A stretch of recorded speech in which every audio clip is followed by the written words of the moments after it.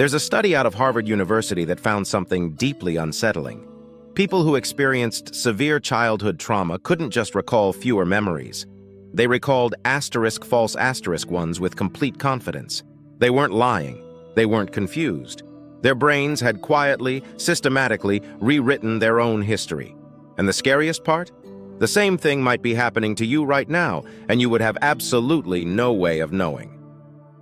Welcome to Mind Atlas. Stay with me because what we're about to explore goes far deeper than anything you've heard in a therapy session or a psychology class. When most people think about traumatic memory loss, they imagine a simple equation. Something bad happens, the mind can't handle it, so it erases it. Clean, simple, almost merciful.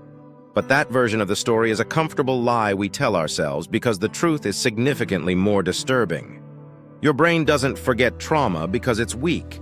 It forgets, or more accurately, it transforms trauma because it's running a cold, ruthless survival algorithm that cares nothing about your sense of identity, your understanding of reality, or your ability to trust your own mind. It cares about one thing only: keeping you alive long enough to survive the next threat. Let's start at the biological root of this. Inside your brain, there is a small, almond-shaped structure called the amygdala. Think of it as your brain's alarm system. When something traumatic happens, the amygdala fires off a distress signal so powerful that it essentially hijacks the entire brain. In that moment, the normal memory formation process gets interrupted. Your hippocampus, the region responsible for organizing experiences into coherent narrative memories, gets flooded with stress hormones: cortisol, adrenaline, norepinephrine. These chemicals don't enhance memory the way people assume. In high enough doses, they shatter it. What gets stored instead is something fragmented, sensory, emotional, a smell, a texture, a particular quality of light, a feeling in your chest that you can't name. These are not memories in the way we typically understand them. They are more like scattered shards of an experience that never got assembled into a coherent story. And here's where it gets genuinely dark. Those shards don't disappear. They live in the body. They live in the nervous system. Researchers like Dr. Bessel van der Kolk, who spent decades studying trauma survivors, found something that shocked even experienced clinicians. Traumatic memories aren't stored the way ordinary memories are. They bypass the brain's narrative centers and embed themselves in the body as physical sensations, reflexes, and emotional reactions that seem to have no origin. This is why a trauma survivor might panic in a grocery store for no apparent reason.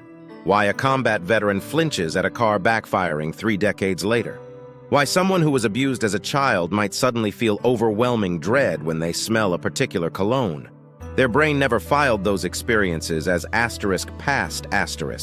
It filed them as ongoing threats. The memory isn't gone, it's been reclassified.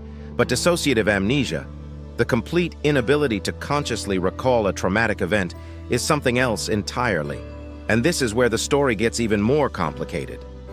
For years, there was a heated scientific debate about whether this phenomenon was even real.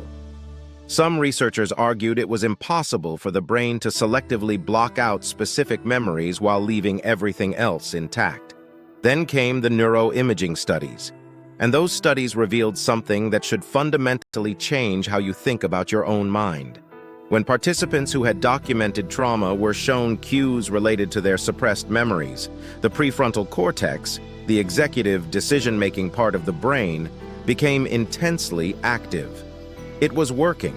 It was doing something deliberate. It was reaching down into memory retrieval and shutting it off. Not passively, actively. Like a hand reaching into a filing cabinet and slamming the drawer closed before your conscious mind could open it. Your brain is censoring itself, in real time, without your permission. This mechanism is called active suppression, and it operates below the threshold of conscious awareness. You don't decide to forget. Your brain decides for you. And it does so because at some point, remembering that particular thing was more dangerous to your survival than not remembering it. A child who remembers that their caregiver is a source of harm might reject that caregiver entirely. In an environment where that caregiver is also the only source of food, shelter, and protection, that rejection could be fatal. So the brain makes a ruthless calculation. Suppress the memory, preserve the attachment, stay alive. That's not weakness. That's the most sophisticated survival architecture that 400 million years of evolution has ever produced. But it comes with a cost that the evolution didn't account for, because the cost reveals itself decades later in therapy offices and broken relationships and anxiety disorders that seem to have no traceable cause. Now here is the part that most people never talk about. The suppressed memory doesn't stay cleanly suppressed. That's the myth.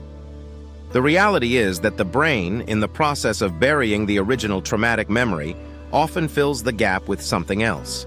Sometimes it fills it with nothing, just a blank, an absence, a strange hollow feeling when you try to think about a certain period of your life.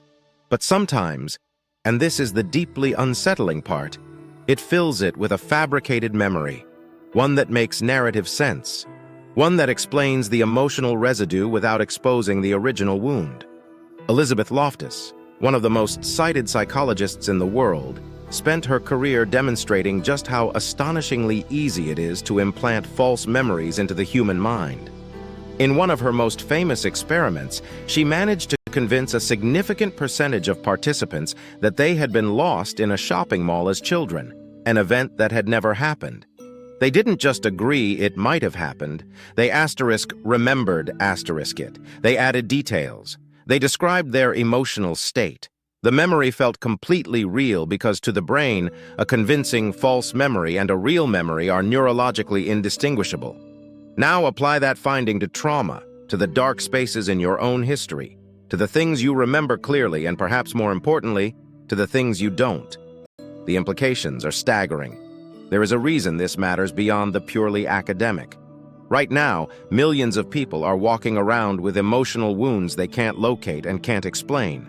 They feel inexplicable shame or rage or fear. They sabotage relationships without understanding why. They carry a weight they cannot name. And because the memory that would explain all of it has been reclassified, suppressed, or overwritten, they spend years, sometimes entire lifetimes, treating the symptoms without ever finding the source. The newest research in trauma neuroscience is pointing towards something that would have seemed like science fiction 20 years ago. Memory reconsolidation. Every time you retrieve a memory, every single time you consciously recall something, that memory becomes briefly unstable. It reopens. It's malleable for a short window of time, and then it reconsolidates. It gets stored again, but it doesn't always get stored in the same form. It can be modified by your emotional state in the moment, by new information, by the context you're retrieving it in.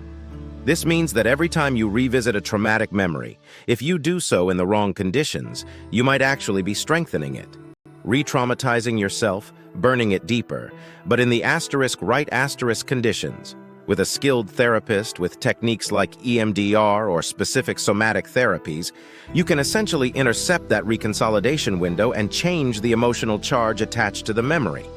Not erase it, change it, update it. Tell your amygdala that the threat is no longer present. This is the edge of what neuroscience currently understands, and it suggests something profound. That the brain, for all its terrifying capacity to hide things from you, also contains within it the very mechanism for its own healing. Your mind is not broken. It made the only choices it knew how to make in the darkness. The question isn't whether your brain betrayed you by hiding what happened. The question is whether you're willing to look at how it protected you and then slowly, carefully, help it understand that you don't need that protection anymore. This is the work, not dramatic, not fast.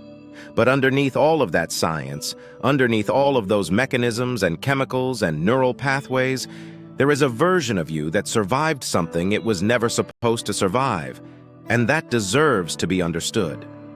If this kind of deep psychological exploration is what you're looking for, the real science behind how the human mind works, the dark corners that most people never investigate, then subscribe to Mind Atlas.